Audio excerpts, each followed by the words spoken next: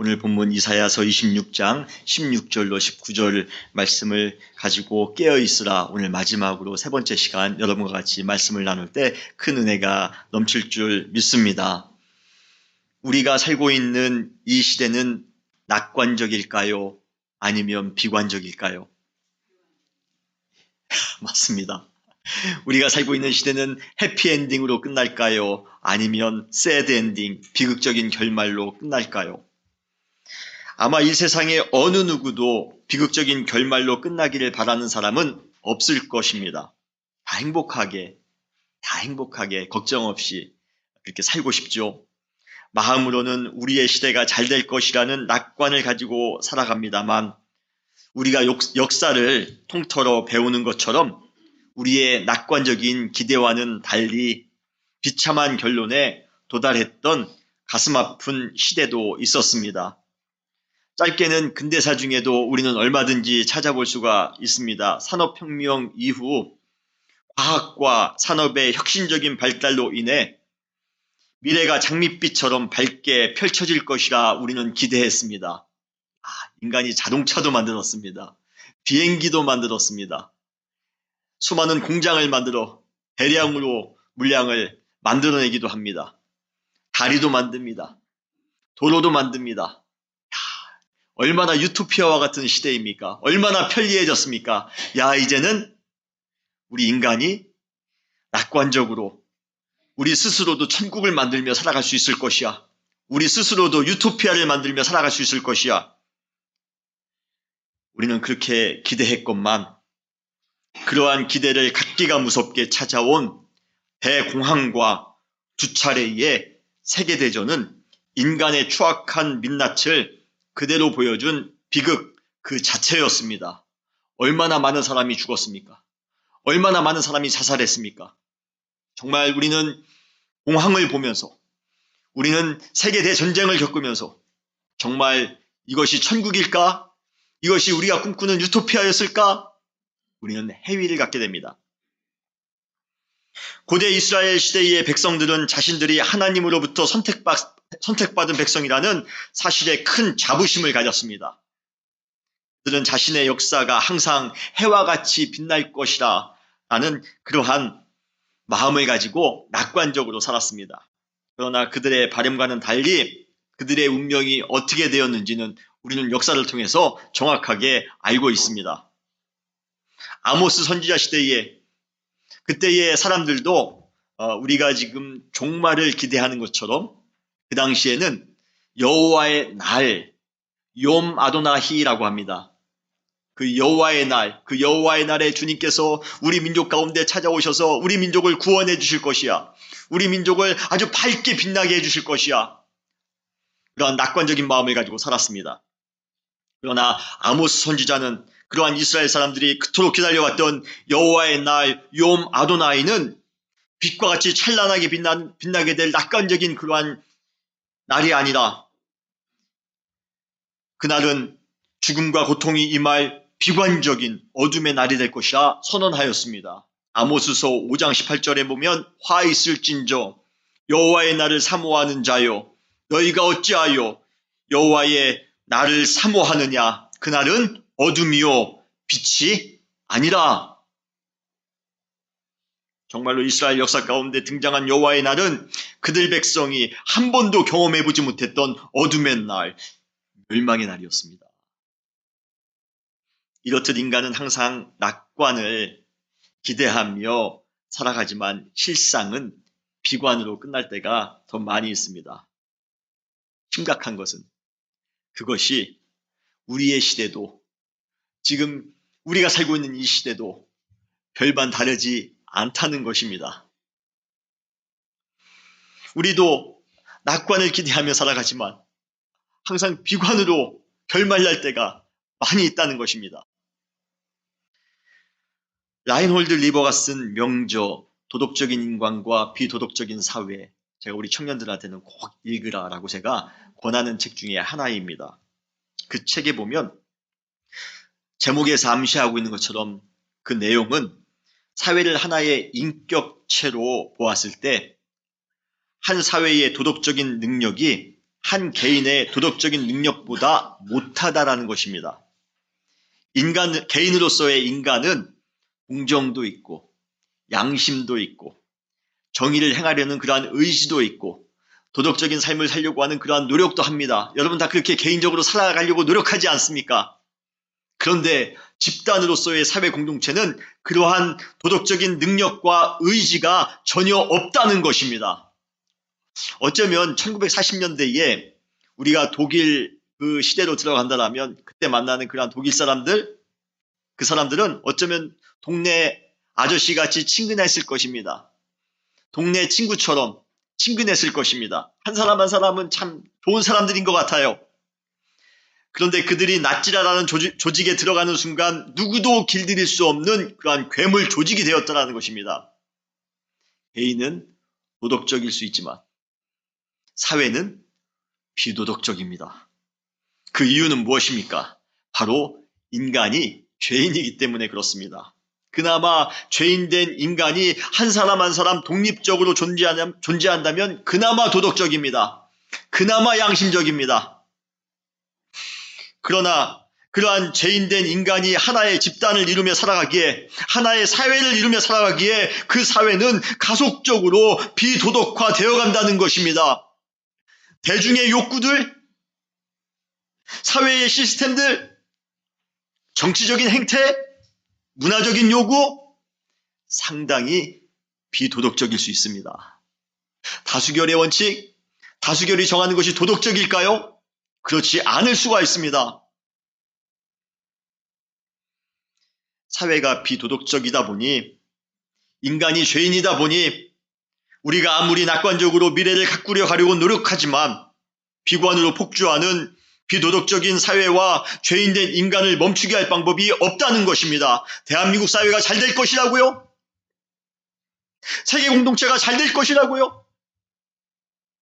앞으로 장밋빛처럼 세상이 밝게 빛날 것이라고요? 왜 그럴까요? 제 개인적인 생각으로는 지금보다 더 안 좋아질 확률이 더 좋아질 확률보다 훨씬 높다는 것입니다.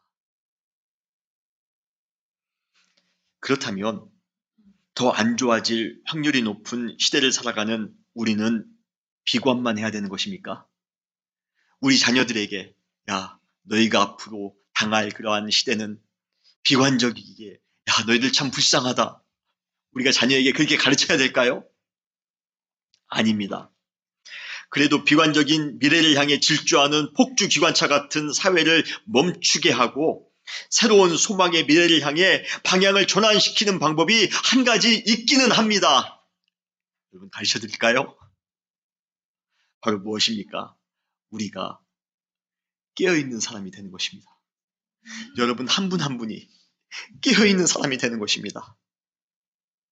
수많은 사람들이 잠을 잔다 할지라도, 수많은 사람들이 무지하게 살아간다 할지라도, 수많은 사람들이 비도덕적인 마음을 가지고 산다 할지라도 여러분 한 분 한 분은 깨어있으시면 됩니다.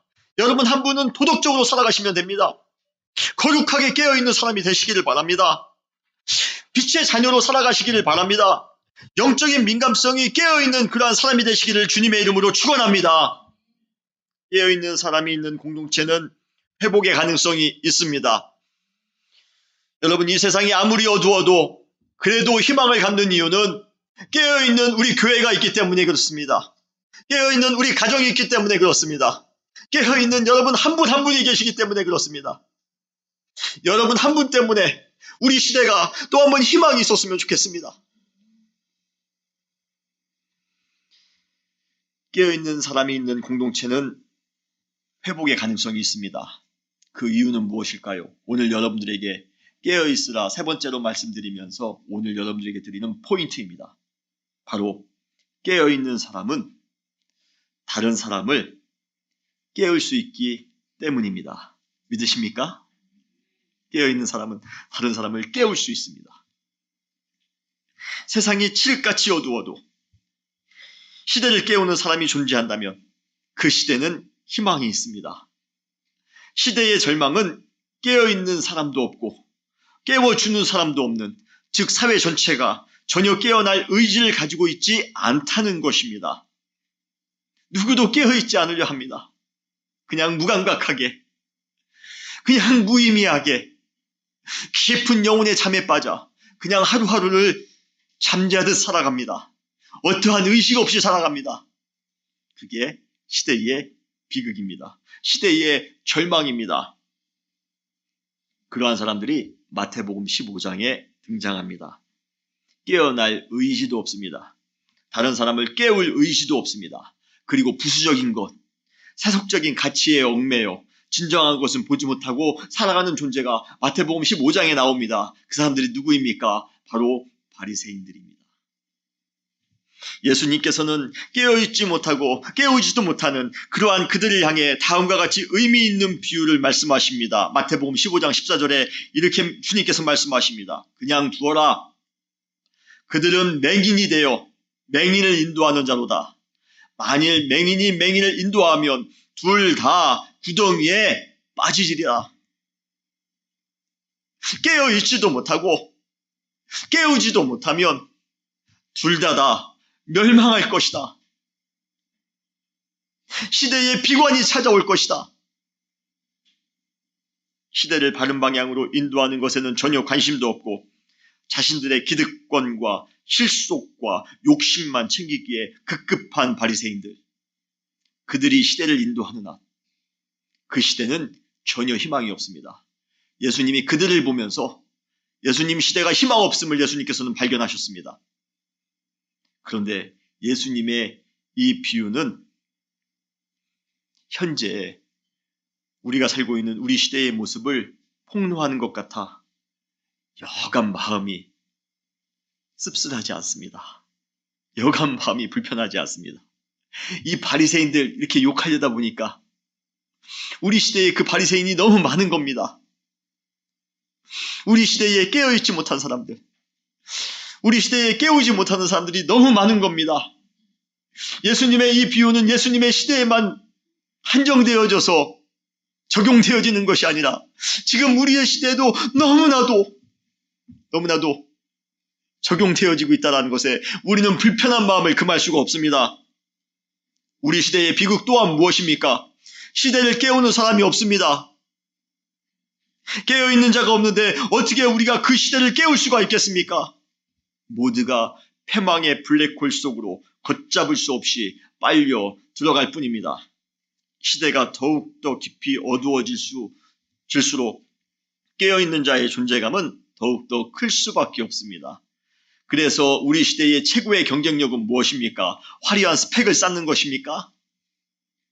수많은 PhD를 갖는 것입니까? 수많은 기술을 우리가 습득하는 것입니까? 대중의 인기를 얻는 것입니까? 호감 가는 인상을 만드는 것입니까? 막강한 권력을 차지하는 것입니까? 아니에요. 이 시대를 이기는 확실한 경쟁력은 진리 안에서 깨어있는 것임을 여러분 믿으시길 바랍니다. 제발 진리 안에서 깨어있으시길 바랍니다. 올바른 것에서 깨어있으시기를 바랍니다.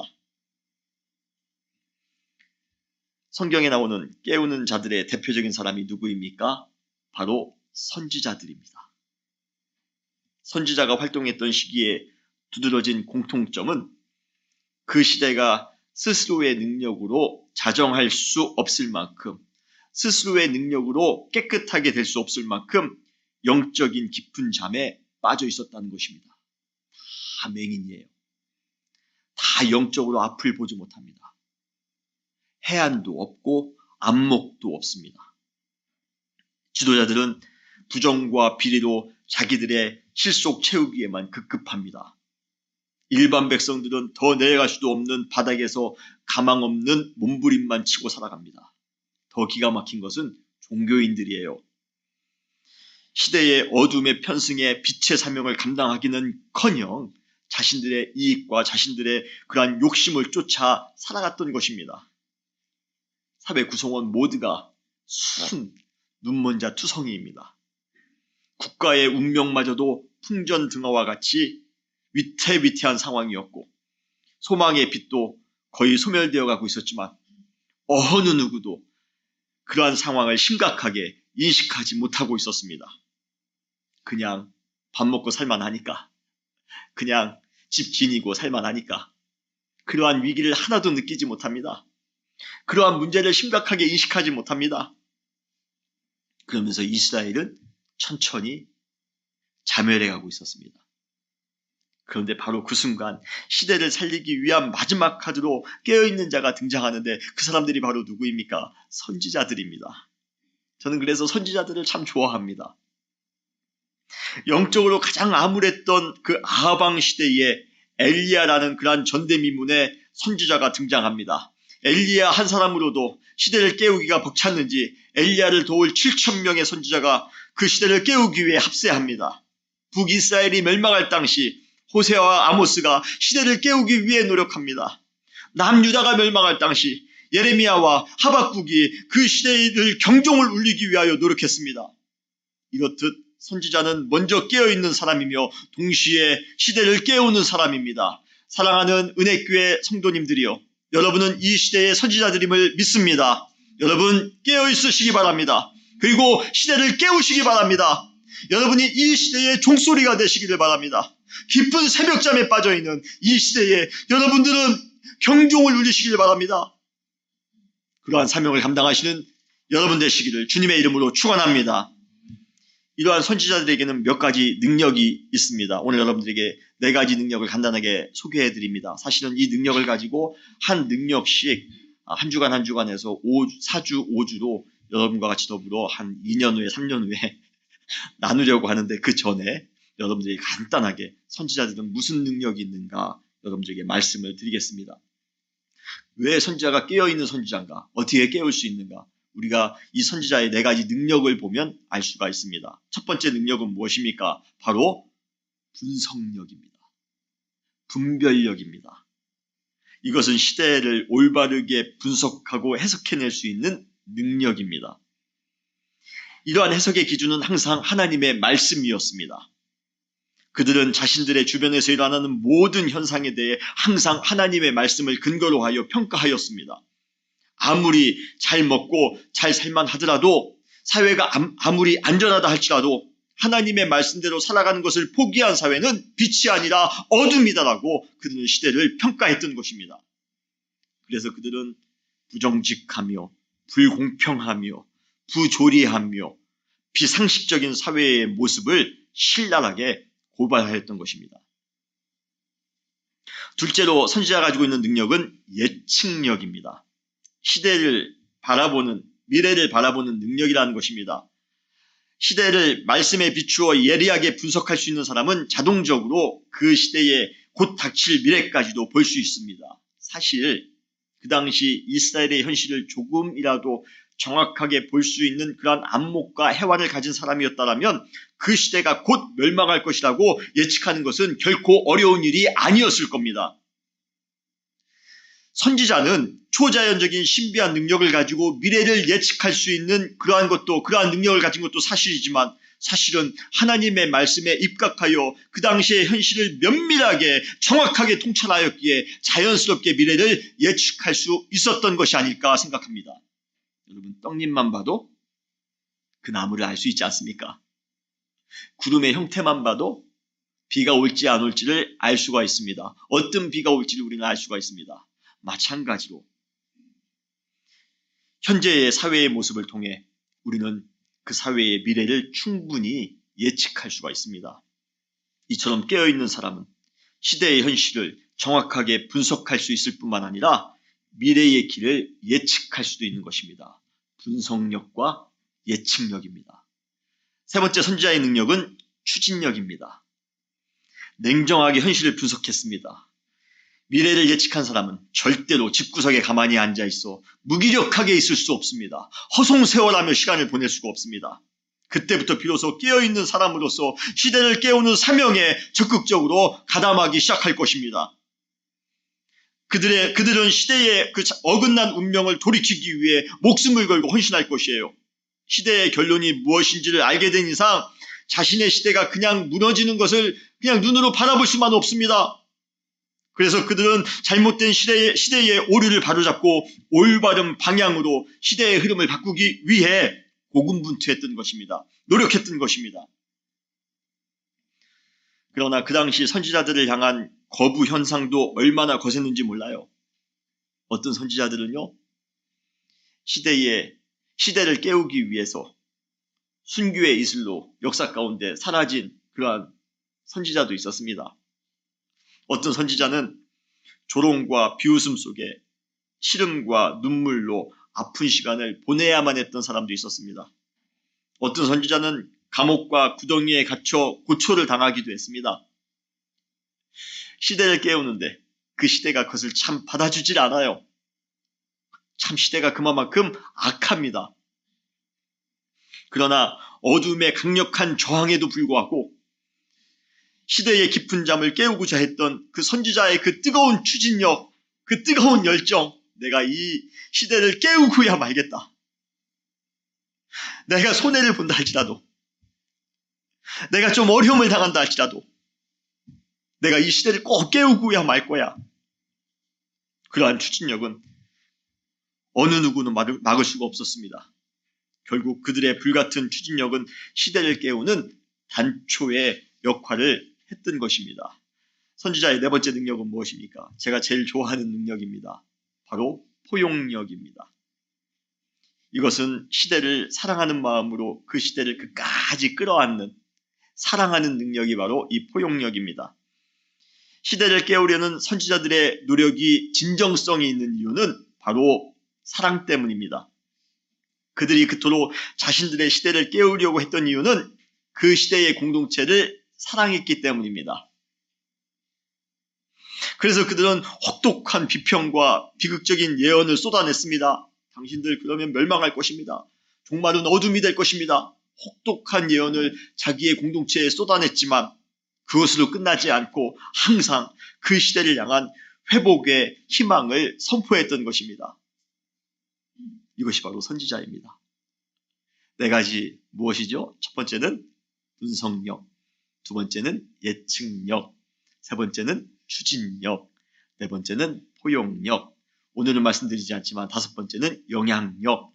다섯 가지를 여러분들에게 몇 년 후에 다시 한번 말씀을 드리겠습니다. 선지자들은 바로 그러한 사람들입니다. 깨어있는 사람들이었습니다. 우리도 선지자처럼 깨어있으셔야 됩니다. 우리 역시 우리 시대의 현 모습을 하나님의 말씀에 근거하여 올바르게 분석하며 해석해낼 수 있는 능력을 가지고 있어야 합니다. 그리고 우리 시대가 어떠한 방향으로 지금 폭주기관차와 같이 달려가고 있는지도 알 수 있는 예측력을 갖추셔야 됩니다. 그리고 동시에 우리는 선지자들처럼 시대를 흔들어 깨울 수 있어야 됩니다. Wake up! 그리고 우리가 깨어서 바라본 거리만큼 우리는 시대를 깨울 수 있기에 우리는 항상 깨어있기에 노력하셔야 됩니다. 시대의 운명을 확인했는데 어떻게 가만히 앉아있을 수가 있겠습니까? 나아가서 우리는 시대를 향해 깨우는 그러한 깨움의 사명을 감당하시는 여러분 되시기를 주님의 이름으로 축원합니다. 이사야 시대, 북이스라엘은 지금 아수르에 의해서 완전히 멸망했습니다.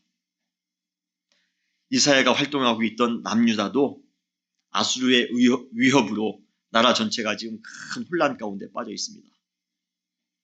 같은 민족이었던 북이스라엘은 멸망했죠. 우리 민족도 지금 어떻게 될지 모르는 그런 혼돈의 시기에 이 이사야가 활동을 합니다. 그러한 시대적인 분위기를 오늘 본문 이사야서 26장 16절로 18절은 우리에게 묘사해주고 있습니다. 큰 환난과 징벌이 그들의 사회를 지금 뒤덮었습니다.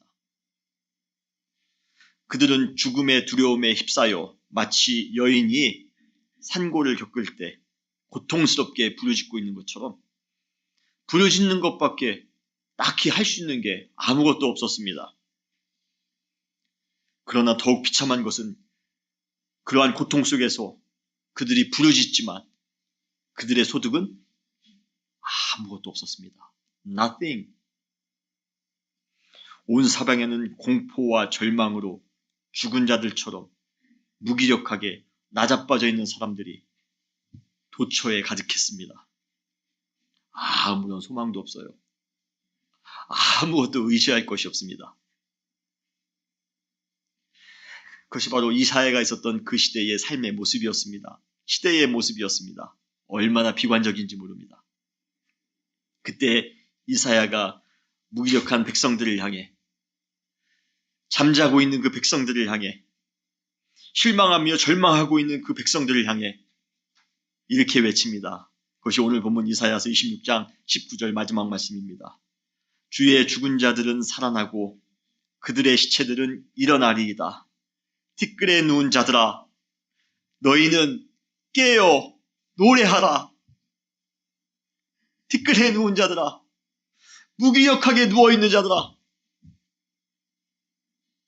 시대의 깊은 잠에 빠져있는 그러한 사람들아, 깨어 노래하라. 할렐루야. 주의 이슬은 빛난 이슬이니 땅이 죽은 자들을 내놓으리로다. 할렐루야. 여러분, 제가 이 구절을 읽으면서 얼마나 마음이 뜨거웠는지 모릅니다. 티끌을 향하여 선포하고 있는, 깨어 노래하라. 자지 말고, 지금은 자다가 깰 때인데 무감각하게, 무의미하게 그냥 그 시대의 아픔과 그 시대의 고통 가운데 널브러져 있지 말고 깨어 노래하라.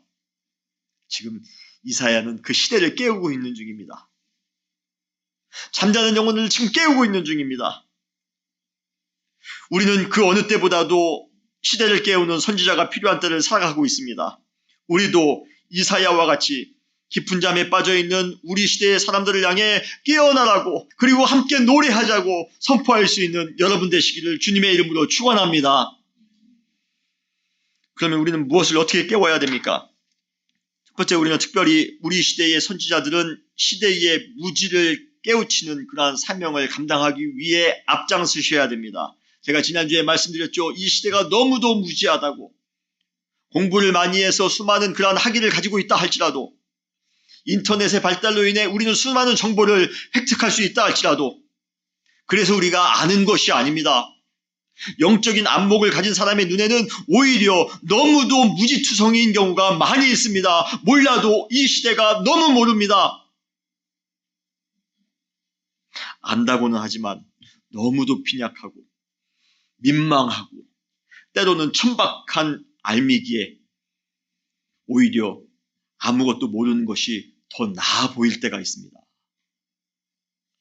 그러고 보니 무지는 아무것도 모르는 것이 아니라 잘못된 것을 아는 것은 아닌가 생각합니다. 우리가 무지한데 몰라서 무지합니까? 이 시대에 정보가 이렇게 많이 있는데요. 이 시대에 지식이 이렇게 많이 있는데요. 우리가 몰라서 무지합니까? 아닙니다. 잘못 알아서 무지합니다. 진리를 잘못 알았기에 무지한 것입니다. 가치를 잘못 알고 있었기에 무지한 것입니다. 문화를 잘못 알고 있었기에 우리는 무지한 것입니다.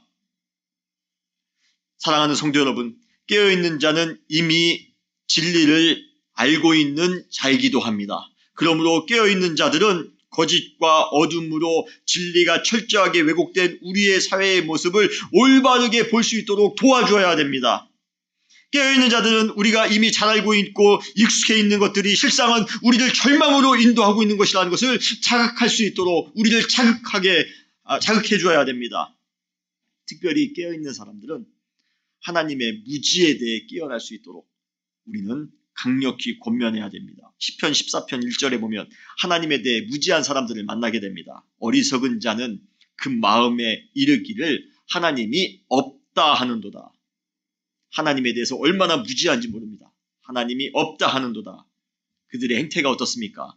그들은 부패하고 그 행실이 가증하니 선을 행하는 자가 없도다. 죄에 대한 제동장치가 전혀 작동하지 않는 이유는 하나님에 대해 무지한 것과 절대적으로 관계가 있습니다.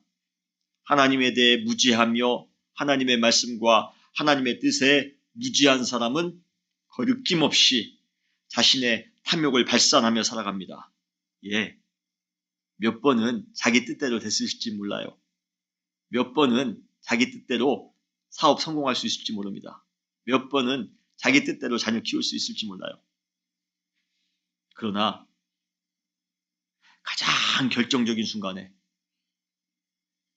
그의 무지와 그의 오만은 자신의 인생을 송두리째 삼키고 말 것입니다. 그게 인생입니다.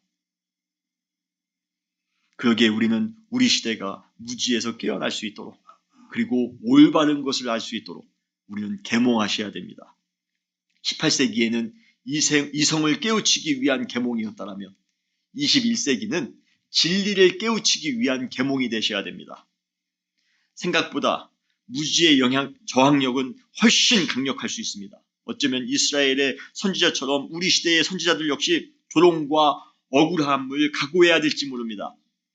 그러나 선지자들은 자신들의 시대를 살릴 최후의 보루라고 자신들을 여겼습니다.